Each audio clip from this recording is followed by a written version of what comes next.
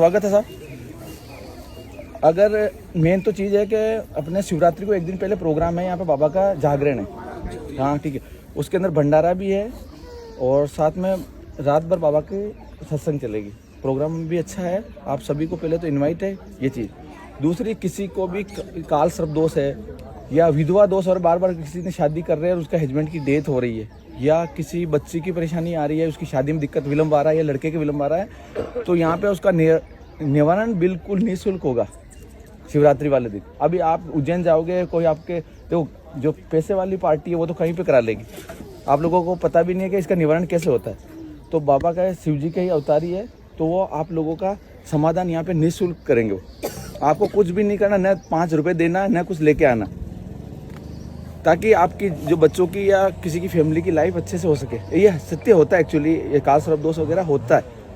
तो बाबा ने मुझे आदेश दिया है कि इनको भक्तजनों को जिसकी तकलीफ है, अगर जिनके दिक्कत आ रही है, काल सर्प दोष जिसके रहता है उसका माइंडलिटी खोई हुई रहती है। अगर किसी के जैसे बोलते हैं मेरे कुंडली नहीं, यानी उसका जीवन का अस्तित्व सही रहता है। अगर शादीशुदा है तो पति पत्नी की लाइफ भी नरक जैसी होती है, उसी को काल सर्प दोष बोलते हैं। काल सर्प का मतलब ही होता है कि पूरा नरक लाइफ, नरक कोई भी काम करोगे उसमें आड़ आएगी।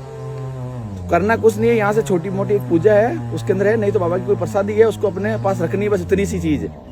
तो मेरे को बाबा ने बोला कि ये चीज़ इनको बता देना ताकि हम आप तक पहुँचा दें, उससे आपका निवारण हो जाएगा। ठीक है, पहली चीज़ तो ये।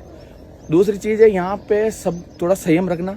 किसी कोई अगर इमरजेंसी आता है तो मेरे को आके, या बच्चे रहते हैं उनको बता देना, जिसका बच्चा नहीं रुक सकता है, जिसकी कोई पैरालाइज है, ज़्यादा देर नहीं रुक सकता, तो अपन उसको उतारा ही तो करना, उसको कौन सा न्याय करना है, अपने धागा ही देना है। तो कहना मतलब पहले आ सकता है, कोई दिक्कत नहीं।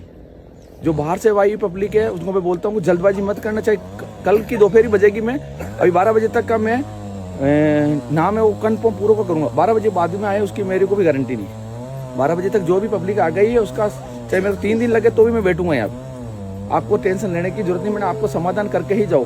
किसी को डाउट हो, किसी की परेशानी है, देखो 100 में से 1-2 केस ऐसे होते हैं जिनका डाउट दूर नहीं होता। मैं उनको बोलता 2-3 बार आओ, हर चीज़ क्लियरिटी होगी। नहीं होगा तो अपन बाबा से कह के करा देंगे। मैंने उससे परेशान मत हो।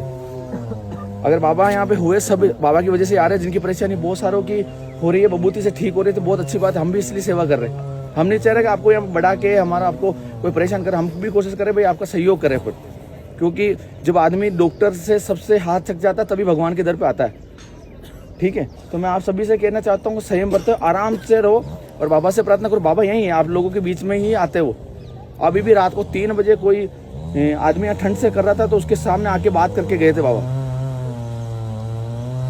अब आप मत सोचना कि उनको पता नहीं, उनको सब पता है यहाँ पे है कि कौन आदमी किस तरीके से कर रहा है।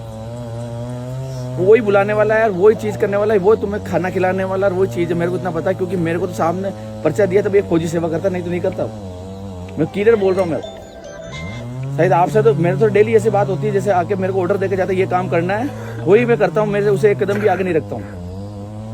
तो मैं आपसे ये भी कह रहा हूँ कि वो है, वो आपके बीच में, आपकी रूप किस रूप में आते हो मुझे भी पता नहीं, बट आपकी सोल्यूशन उन्हीं के पास। या श्रद्धा से आओ, जो श्रद्धा से आया और उसका काम नहीं है उसकी जवाबदारी मेरी है, बट श्रद्धा से आओ। ये मत सोचो कि मेरे को चेक करे, कि मेरे को ये बोलेगा फिर भाई को लाऊं तो ये बोलेगा, वो तुम्हारा दिमाग की थिंग है, फिर तुम्हारा कोई न्याय नहीं होगा। तुम श्रद्धा से आओ, तुम्हारा काम क्या वो काम होना चाहिए, मेन इंपॉर्टेंट। दिमाग में कुछ मत लगाओ, दिमाग के गल के मत रखो ये वो क्या कर रहा है, न तो 5 रुपए दो, यहाँ पे किसी को देने की जरूरत नहीं। हाँ, मंदिर बन रहा है वो तुम्हारी श्रद्धा, तुम दो, तुम मत दो, हमारा कोई लेना देना। ये बना भी तुम्हारी मर्जी से, ये तुम्हारी जैसी पब्लिक ने बनाया, मैंने नहीं बनाया। समझ में आ गई? हाँ, अब इसकी व्यवस्था भी आप लोगों को करनी है। ये आप लोगों के लिए बन रहा, मेरे लिए नहीं बन रहा। मेरे पास तो भगवान की दया से बहुत कुछ है रहने के लिए। तो आपसे ये कह रहा हूँ, संयम रखो और आराम से न्याय करो। जय श्री राम।